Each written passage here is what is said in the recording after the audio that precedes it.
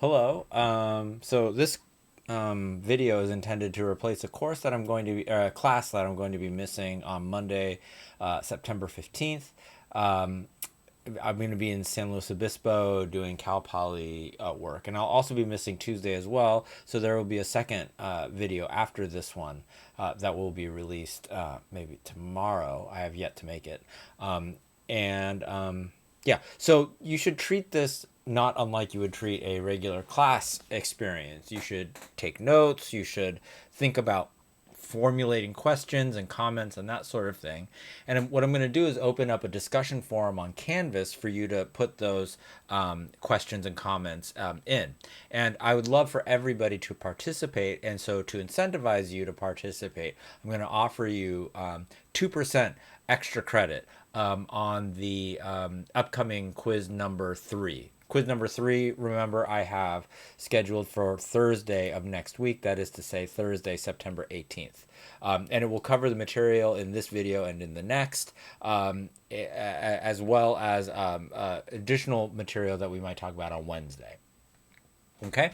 I will also be having a homework assignment for you to do covering all of this material as well. So be on the lookout for that. But in any case, and please also, if you need to, refer back to these videos. This is very important content, and going to be our first pass at sort of actually computing derivatives. The derivative is something we've talked about a lot. Well, a lot is probably not right. We've talked about some, but we haven't really gotten down and dirty with trying to compute some of these things. So we want to leverage our skills in computing limits to use the limit definition of the derivative to compute some examples. And that's what we're going to do here today. But we're always going to try to connect back to, of course, to the geometric picture of the derivative and see how these things relate to one another. Okay. Sorry, a bit distracted. Let's see. Let's go to this thing here. Where do I go? .cam. Yeah. Okay. Great. So this is paper. This is my hand, and just begin. I want to remind you of the definition of the derivative. Okay. So definition. So the definition that I've given you is the definition of the derivative at a point. The derivative of f at x equal to a is denoted f prime at a. Well, that's one notation. We talked also about a Leibniz notation, which I'll say something about in a little bit. But let's stay with this. Let's not get distracted. This is the limit as h goes to 0 of f of x plus h minus, oh, my bad, f of a plus h minus f at a divided by h. Okay. Remember the picture here. The picture here is that we have the graph of some function like this, and we look at it at a particular point. Maybe we call that point x equal to a right there. And what we are computing with this is the slope of the tangent line to the graph. And crucially, I want you to think of the tangent line as the thing that you get when you zoom ever closer in on that point looking at the graph. Looking at the curve. The curve tends to disappear in some sense as you zoom ever closer. The curve becomes better and better approximated by a line. That line is precisely the tangent line. Okay, so cool. Right, and of course, punchline, the derivative is f prime of a is the slope of that tangent line. Does that make sense? Now, this is the notion of the derivative of f at a point. Is there a notion of the derivative at kind of any point? Yes. So another definition, which is highly related, and I even hesitate to even talk about it, but I'll do it just for the sake of doing so. The derivative of f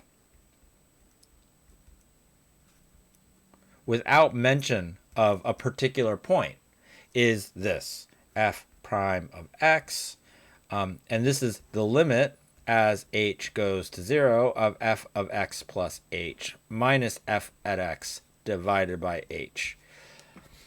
So you might be wondering, what's the difference between this and this? Well, this is just now written as a function. Okay, now we have f prime written as a function. We can stick in various values in for x here on the left-hand side of this.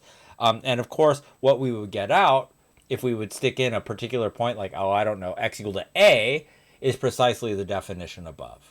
Okay, so there's really no difference except we're now thinking of the derivative as a function rather than as a particular value associated to a particular point. Hopefully that makes sense. Another notation for this gadget down here, of course, is Leibniz's notation. That's df dx. Okay. That's another kind of notation. And actually, today we'll explore some other notations even beyond this, or that sort of riff on the idea maybe of Leibniz notation and maybe riff on the idea of this prime notation is what I'll maybe call it. You should be fluent in both, of course. All right. Now, there are some, we want to start developing a repertoire of functions that we know how to take the derivatives of. And maybe the simplest function to think about initially are the constant functions. So here's a fact. So I'll just say constant functions first. We're going to be working through various families of functions. Here is a basic ingredient. Constant functions. If f of x is equal to k, okay? So where k is any real number. No prescription, except that k, of course, is in R. And I know students oftentimes ask me, what does that little pitchfork thing there mean? It looks like a little maybe E or something like that. That means is an element of. You think of this as is an element of. This is just mathematical notation, okay?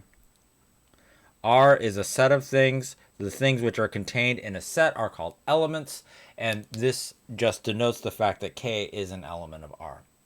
And so what this statement here is saying is that if we have a function whose output is equal to K, no matter what X is, in other words, this is like the formula for the output, then f prime of x is equal to 0.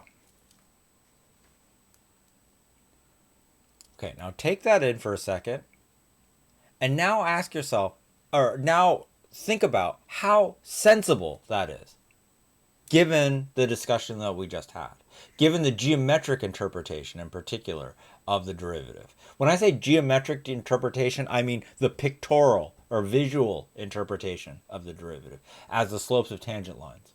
What are the tangent lines to the graph of a constant function? Well, maybe before we ask that, what is the graph of a constant function? If you have something like f of x equal to 2, what is the graph of that? Pause, formulate an answer, and then unpause. Okay, pause. Okay, now unpause. I'll hopefully formulate an answer, and your answer is it's a horizontal line passing through y equal to 0, y equal to 2, for example. Yes? But in particular, it's horizontal. Now, take that picture in your head, take any point on there, and zoom in on it. Zoom and zoom, zoom until it looks like a line. Well, it always was a line, so it's always going to look like a line. But what kind of line is it? It's a horizontal line whose slope is 0.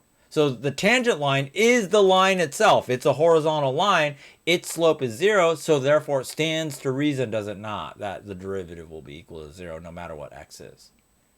If that didn't make sense to you, rewind the video 30 seconds. We have the ability to manipulate time now with this video. So go ahead and do it. And because I swear to God, the words I said made sense. You just have to see it in your brain. Okay. Now, I'm not going to prove this. This would be an easy proof. It's not that it's hard. It's really easy. Actually, do I even want to mention this right now? I'll just say it out loud because it's sticking in my brain. You notice how it says if f is constant, in other words, if f of x is equal to k, then f prime is 0. It turns out that the converse statement is also true, meaning that if f prime is 0 on on an open neighborhood or whatever, for all x on an open neighborhood, then it turns out that f of x has to be a constant. And we'll learn about that later when we talk about something called, I believe, the mean value theorem. That's a result that falls out of the mean value theorem. But anyway, that's for later in the semester. I'm not going to prove this statement. This is easy, but I'm not going to prove it. I'm going to prove a more general statement. I'm going to generalize this statement in some way. How? Instead of thinking about constant functions, I'm going to think about maybe the next simplest family of functions, which are linear functions. So if, in this case, f of x is equal to mx plus b, good old mx plus b, right? Where m and b are numbers. So I denote this state of affairs like this. Again, same pitchfork thing. This means when I put it separate by commas, it means both m and b are in this set of real numbers. Okay? Then, conclusion, f prime of x is equal to m. Okay, geometric check. Imagine for yourself a line of slope m. Can you do that? Pick any point on there, a random arbitrary point. Zoom in on that point. I mean, you hardly have to zoom. But as you zoom in on that point, what you're going to see is just the line. You're going to see that same line with that same slope. In particular, its slope is m. The slope you know and maybe you even love. So then doesn't it follow? It makes sense that f prime is equal to m. Yes. This is the fact I'll prove. Let's prove it. You might want to pause the video, try to prove it yourself. What do I mean prove it? I mean directly from this definition of the limit. Prove it. But I'm going to do it now. Proof. So f prime. So suppose I like writing down the suppositions that I'm going to be using in my proof. Suppose f of x is equal to mx plus b. Then, by definition, f prime of x, and I don't use the term by definition lightly like some of the other bozos out there, okay? I really mean it. This is the definition, and I'm working by definition right now. F prime of x is equal to that. Now, I'm just going to literally copy that down. I don't know why, but it just makes me feel more comfortable. And I love this definition, and so I like writing it. Now what I'm going to do, of course, is use the fact that f of x is equal to mx plus b. This piece right here, I'm going to color it green. What is that? How can I rewrite that given that f of x is equal to mx plus b? Pause. Go. Pause, I mean. Think about it. Okay. If f of x is mx plus b, the way you get f of x plus h is to simply replace the x there by x plus h.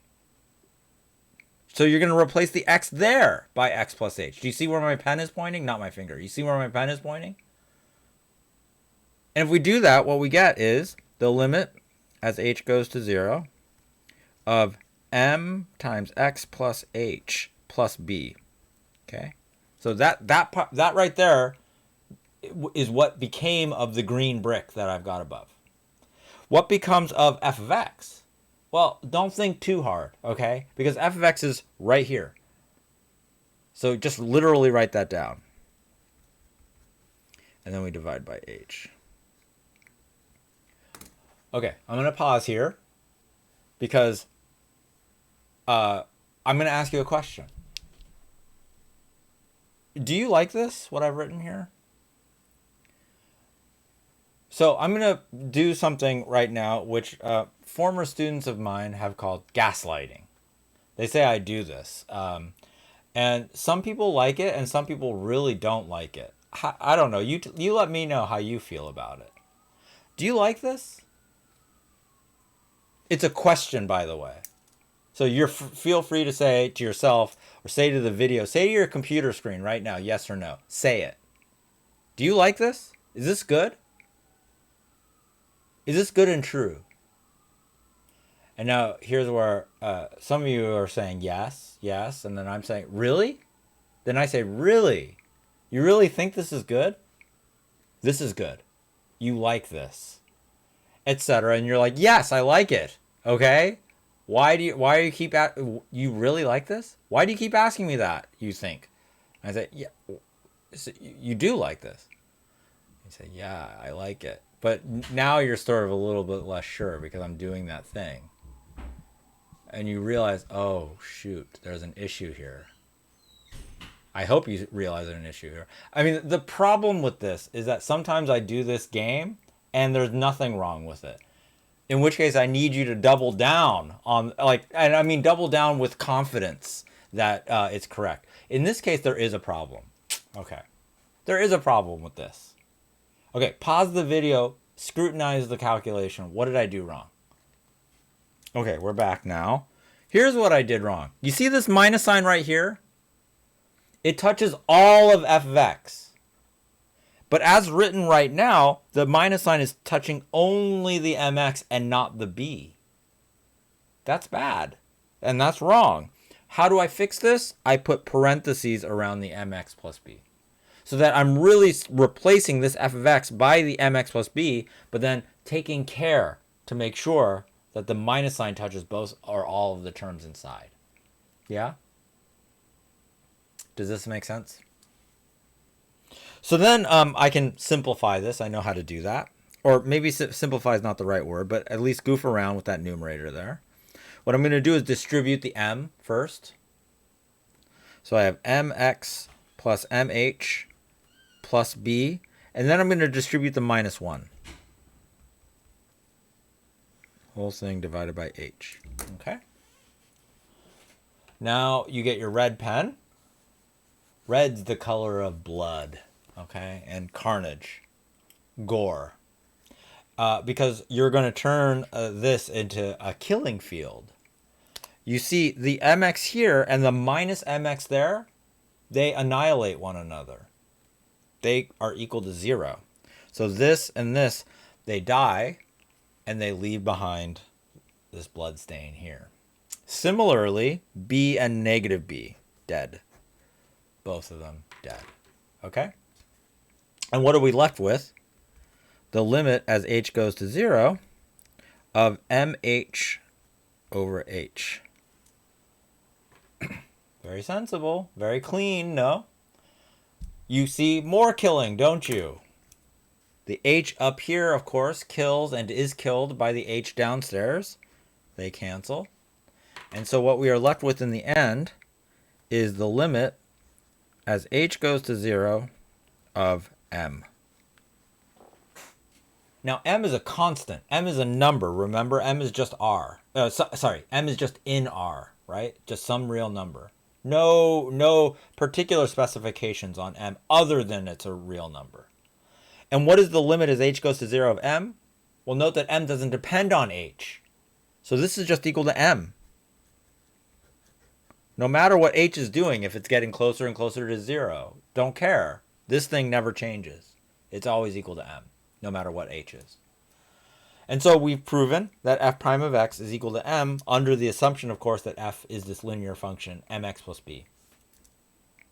We do this to indicate that it's the end of proof. This is just a traditional thing that mathematicians do. I think it's named, am I making this up? That is named after somebody named Halmos, who is a mathematician of some repute. Okay.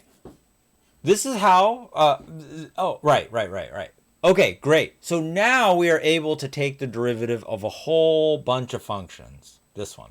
Now, I don't think I ever spelled this out, but do you all see how this result about linear functions is what we call a generalization of this result about constant functions? It's like somehow more powerful in that if we know the answer, if we can prove this one, then we've more or less proven for free this one. Why? Oh, pause the video. Right, you can't talk back to me. You can't. Did you say it to your screen, like in my frozen image? That's good. If f of x equal to mx plus b, how can we express... okay, sorry. I don't know why I'm making this weird. Do you know every constant function? Here's the answer. Do you know every constant function is also a linear function?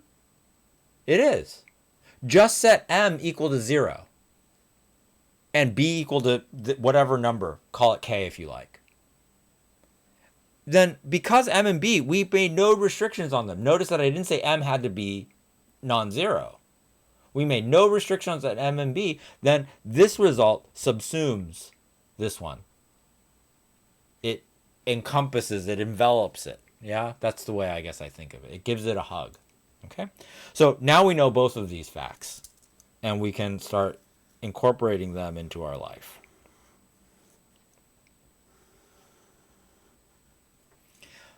Okay, great. I want to say, before I dive into any examples or anything like that, well, actually, this is not true. I want to give you another result.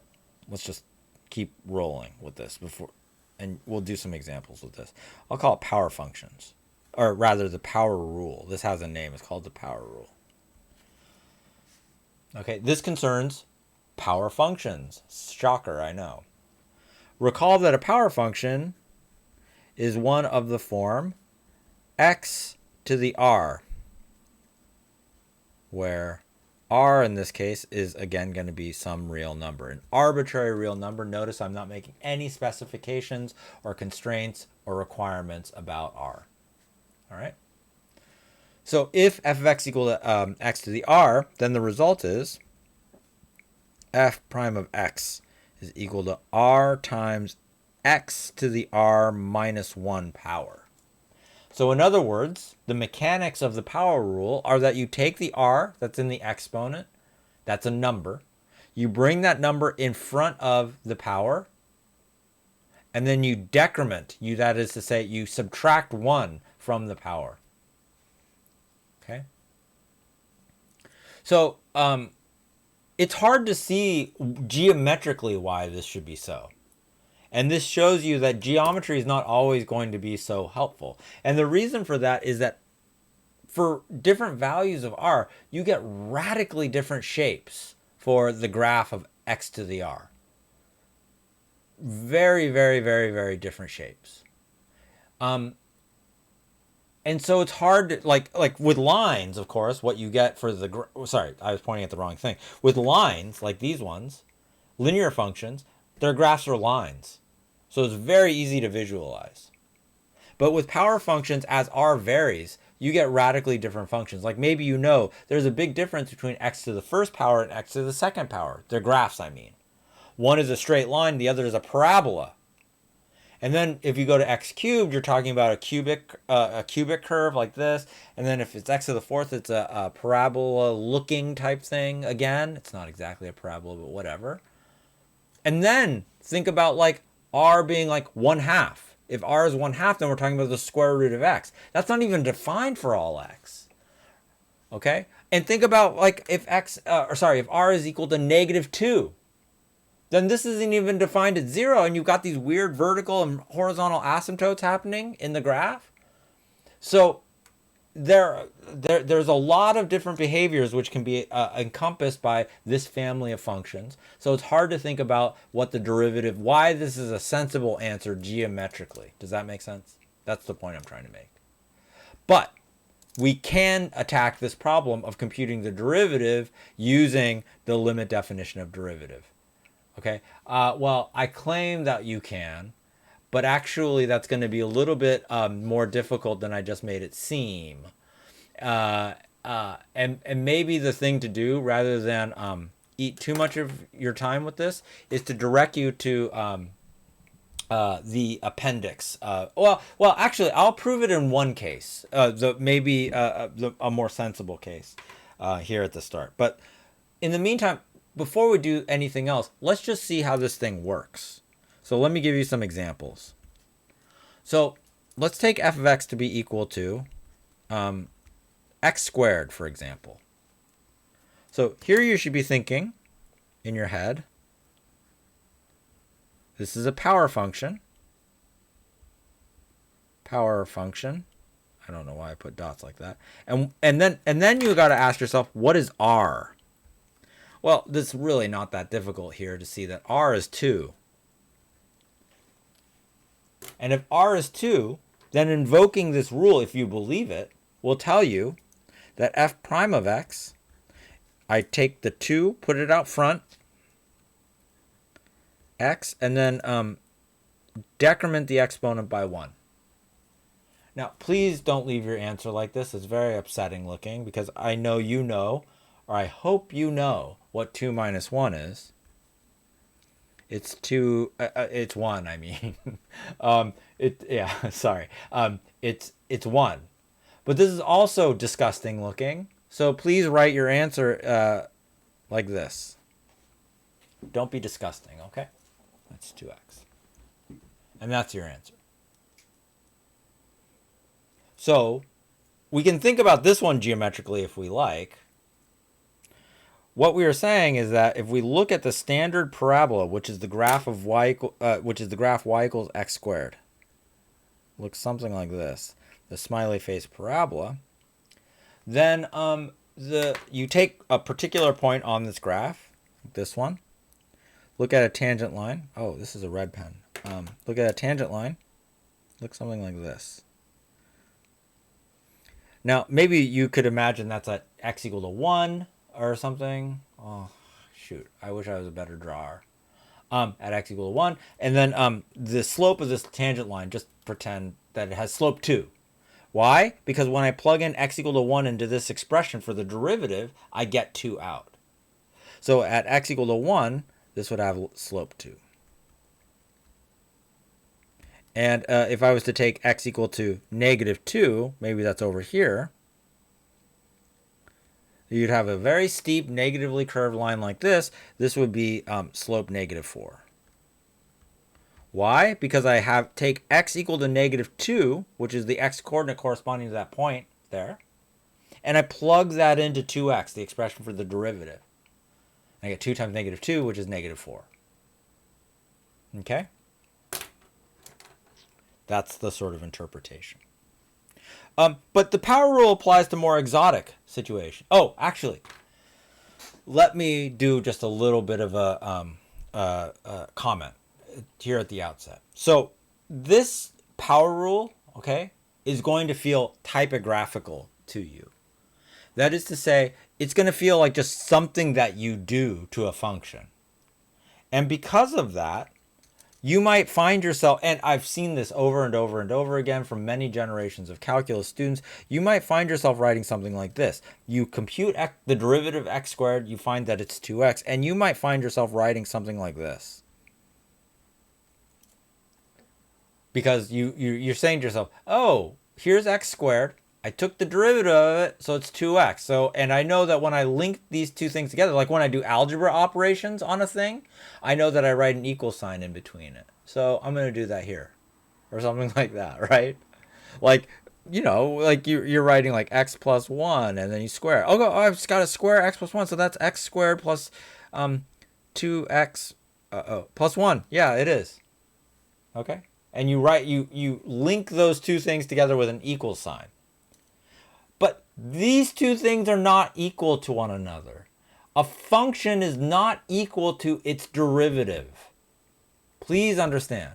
A function is not equal to its derivative. So, however, this statement is, so x plus 1 squared really is equal to all that mess over there. Okay? So this is okay. This is great. Love that. This is awful. Terrible. So how do you fix it? Well, you fix it with notation. You fix it with notation that indicates that you're taking the derivative of the left-hand side. Just like over here, you use notation to indicate that you're squaring x plus 1. Right? If I was to tell you, take x plus 1 and square it, you would tell me the answer is x squared plus 2x plus 1. But you wouldn't write x plus 1 is equal to x squared plus 2x plus 1. That's ludicrous. You have notation to denote the fact that you're squaring x plus 1. We have notation to denote the fact that we're taking a derivative. What does that notation look like? Here's there's two examples I want to show you. You're going to take this x squared, put it inside brackets perhaps, and then write a prime there. That prime means that you're taking the derivative of what's to the lower left of it. Yeah? Another notation, which is more inspired by Leibniz notation for the derivative, is the following. Something like this. Sorry, and you don't need another color. This is just something I'm choosing to do just to point this out.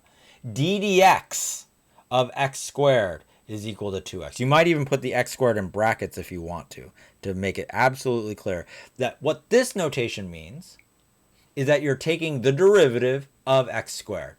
And yes, that's a d over a d with a horizontal line and then a dx underneath the horizontal line. This is called Leibniz notation. So the derivative is an example of an operator. An operator is something, it's like a function of functions. This is, I know, getting abstract, but that's really what it is. It's like a function which eats a function and spits out a function. In this case, the operator is d dx. In this case, the operator is denoted with the prime thing. Okay? And it means that you are taking the derivative of this function and spitting out from that another function. Okay?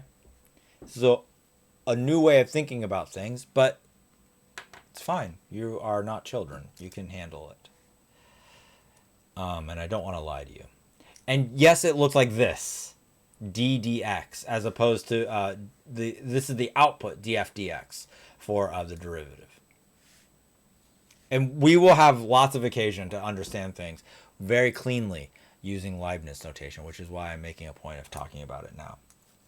Also, so that you don't look like, or so that you don't humiliate yourself when talking to another calculus literate individual.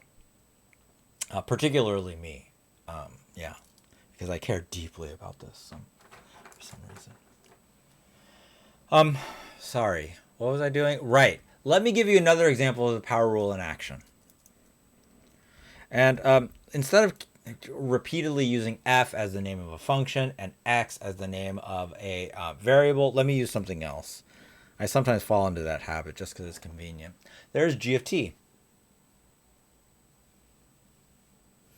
And let's define g of t to be equal to, how about, well, let's do a simple one. Let's just do a smattering of simple ones. T to the 6th power. You know what? You take the derivative. Go. Pause, I mean. Now, go, or unpause, right? So, in this case, we're going to use the power rule, where what's playing the role of x is t, what's playing the role of f is g, and what's playing the role of r, crucially, is 6. Then g prime of t is equal to 6 out front, t, and then 6 minus 1. And I'm not going to write 6 minus 1. It's 6t to the 5th power. Okay? Example. How about h of z is equal to t to the negative 3, z to the negative 3 power, I mean. Z to the negative 3 power. So now we're going to use the power rule where r is equal to negative 3. X is z, f is h. So then h prime of z is equal to negative 3z to the negative 3 minus 1. And your arithmetic should be on point. Negative 3 minus 1 is negative 4. Okay? We've worked with integers so far. How about we work with a non-integer value? So, for example, how about we look at j of, let's go back to x. And let's say this is square root of x. I claim, and I'm right, that we can use the power rule to find the derivative j prime of x. How? Well, we first do some pre-process. We first do some work expressing this as a power. Note that square root of x is x to the 1/2 power. Yes? You should have in your mind a rationale or an argument why that's very sensible. It is. But in any case, we have x to the 1/2 here. So that means we're going to apply this rule where r is 1/2. Okay? we do that, we get that j prime of x, and we'll write it down here, is equal to 1/2 times x to the 1 minus 1/2. Oh, sorry, I did that wrong. 1/2 minus 1.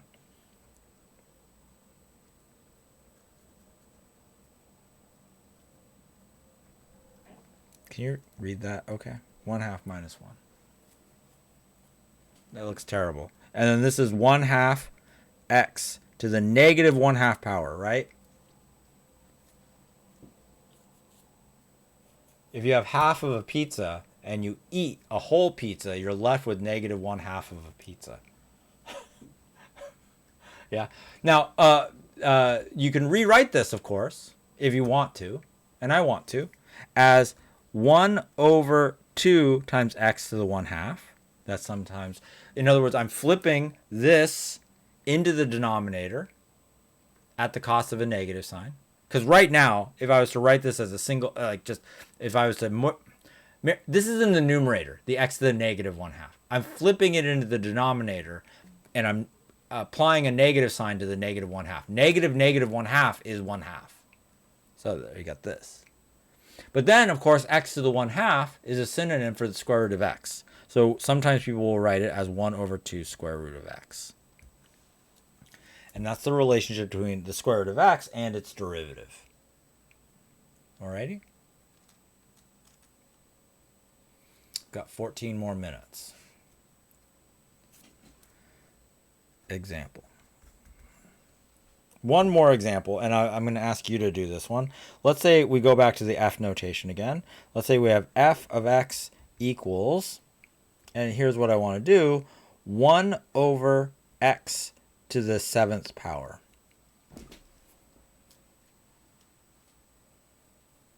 Let's just make it the 17th power. 1/x to the 17th power. Okay? I want you to solve this problem. Try to do it on your own. Pause. Okay. The key thing is to express this as a power function. Look at my index finger. Here's the function. There's the form for a power function. So we need to express this like this. I claim, and I'm right, that this is not written like this right now. It is not of the form x to the r. It is the form 1/x to the r right now. And if you were to try to apply the power rule to, like, let's say just the denominator of this and write the derivative as 1/17x to the 16 power, you would be dead wrong. So I see this a lot, so don't do this. I mean, it's a very common mistake, so don't feel bad if this is what you did. But if this is the answer you got, well, this is incorrect. And you don't want to do that going forward. What you want to do instead is, again, do a little bit of pre-processing. Rewrite this as a power of x. How?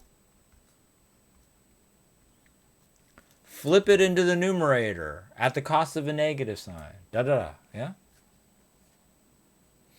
And now this is equal to, the derivative is equal to what we get using this expression here, where r is negative 17. So negative 17, x to the, and then we decrement the exponent. We subtract 1 from the exponent. Negative 17 minus 1 is negative 18. And if you don't like negative exponents, fine. I can move this into the denominator position at the cost of a negative sign in the exponent, which gets rid of the negative exponent. Okay? All right. Now, notice I proved over here the fact about linear functions. The fact about linear functions is pretty easy to prove. I'm going to reserve the proof of the power rule for later. One reason why is because it's a little bit involved. I think it is good to know, and but I would like to do it in person with you, I think. I would like you to see it in person. The second reason is, At this stage in your life, I can only prove to you, without some additional technological machinery, which will come later, when we talk about, I think it's logarithms that I need, the derivative of a logarithm. I don't have that right now. And I won't have it until for a little bit. So for now, we're just going to take this as a given rule, and you're just going to believe me by fiat, by me telling you that this is the truth. Should you believe me? No, you should be skeptical. Why? Because I could be lying to you. Why would I lie to you? I don't know. Why does anybody lie to you? And you know there are plenty of people out there that do lie to you. Why do they do that? Usually to, extract money from you, okay? And okay, it is true that I do extract money from you, through my salary and such. But I get paid no matter what, right? And it's just the fact that, one, it's just easier for me to tell you the truth, and two, because what is that? Oh, what a tangle web we weave when first we learn to deceive. I think that's Shakespeare. What a tangle web we weave when first we learn to deceive. When you start lying about stuff, it gets really difficult to maintain the lie, because you have to make everything that you say be consistent with the lie. It's way easier to be consistent with the truth. Oh, doesn't that make sense? Because then you never have to think, how does this jive with that? The universe has this beautiful property of being, and the mathematical universe even more so, that has this beautiful property of consistency. That's what I like about it. It's a very clean place to dance and play. Okay.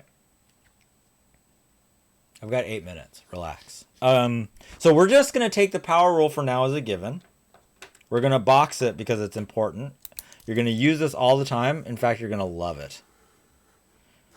Okay. Great. Now I'm going to talk about some rules for combining functions. Or making new functions out of old ones and then learning how to take the derivative of those. So I want to give you 2 rules. One is the constant multiple rule.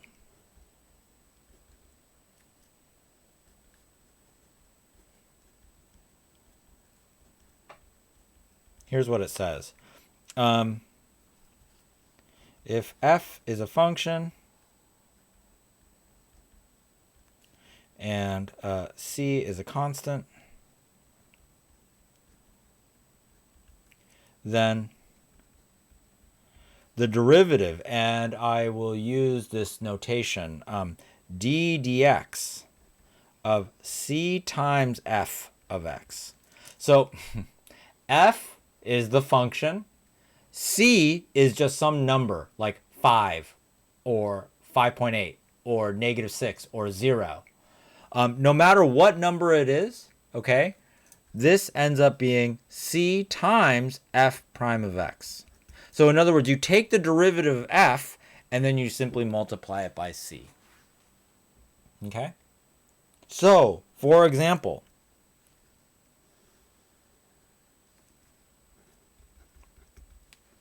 let's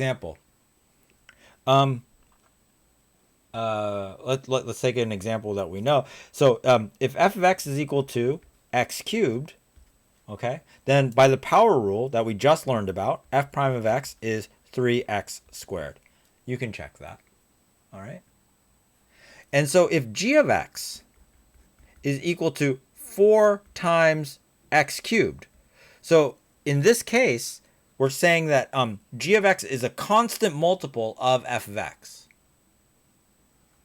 Well, then this is equal to 4 times f of x. And so g prime of x, by the constant multiple rule, the derivative of a constant times the function. And that's all this means here, is that I'm taking the derivative of this thing. Now I'm going to be taking the derivative of 4 times x cubed. Maybe I'll write it like this. That's d dx of 4 times x cubed. That is to say, I'm going to take 4, that's my c, and f of x, that's my x cubed. This is equal to 4 times f prime of x. But f prime of x is right here. It's 3x squared. So I get 12x squared.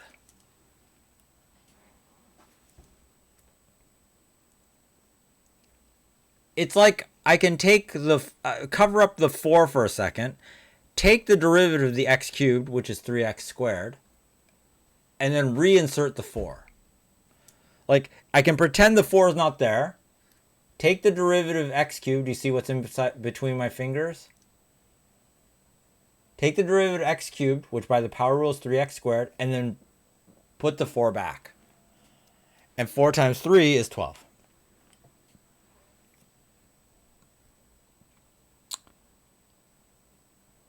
Okay. Another example. And maybe this will introduce some more notation for us. The second derivative. So let's take f of x equal to x cubed again. Let's take f prime of x, or not take. We know then that by the power rule that f prime of x is 3x squared.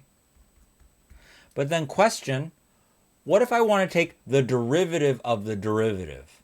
And believe me, I do want to do that. That's an important operation. It's called the second derivative. And I denote it like this.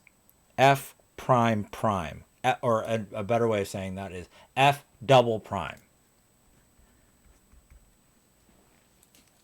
The second derivative is very important. If you're in physics, you know that the second derivative of the position function is a very important quantity rather. It's called acceleration. And acceleration lies at the heart of any understanding of the notion of force, right? So it's really important to understand this. F double prime of x, okay, is what we get by taking the derivative of f prime. F prime is 3x squared. By the constant multiple rule, f double prime of x, and I'll go through this carefully, is going to be 3x squared prime. That's not a 1, that's a prime. Now you might be saying to yourself, gosh, Dr. Inoue, you're such a hypocrite. Because you're the one exhorting us not to write t's like this because they look like plus signs or crucifixes or something.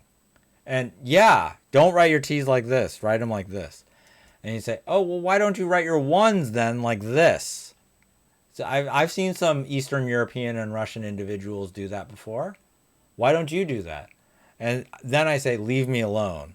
I'm not the one who has to, or you're not the one that has to grade my work. I have to grade your work. What do you think about that argument? And then I say, then you say, Dr. Inoue, I've lost respect for you. And then I say, I do what I want. Sorry, I'm not sure what's happening. Oh, I do know what's happening. Is that I'm doing this video at Friday on September 12th at 10:12 p.m. That's what's happening. Yeah. Okay, so what this notation mean, because that's a prime and not a 1, it means that I'm taking the derivative of everything inside here. 3x squared, in other words. And if you interpret this notation correctly, another way of writing this thing right here with the prime notation would be that you take c times f of x, in brackets here, prime, right? This is equal to c of f prime of x. C times f prime of x, I should say. So now applying that here, this is equal to 3 times x squared prime. Again, that's a prime, not a 1.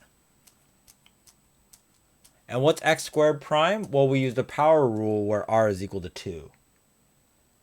And if we do that, we get 3 times 2x, and again, 2 minus 1 is 1, and nobody bothers writing that.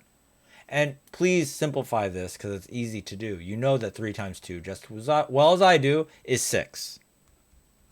So you get 6x. Oh, in particular, basic fact check again, okay? Because I've seen people do this. Notice that this is multiplication of, this is 3 times 2 times x. It's not 2 plus x. So you don't distribute the 3 over the multiplication. Multiplication does not distribute over multiplication. That's incorrect. So you don't do that. When you have this, you use the associativity law or something. You glom the 3 and the 2 together, and that's 6. And that's 6x. And this is the second derivative of f. Okay? Now I notice I'm over time. So next time I'll prove this rule. I'll also prove a rule called the sum rule, which I'm going to write down for you now. No, I'm not going to write it down, but we'll do that next time. Okay? I'm not going to do that tonight. Other things to do. But I will do that tomorrow, Saturday. Okay? Bye.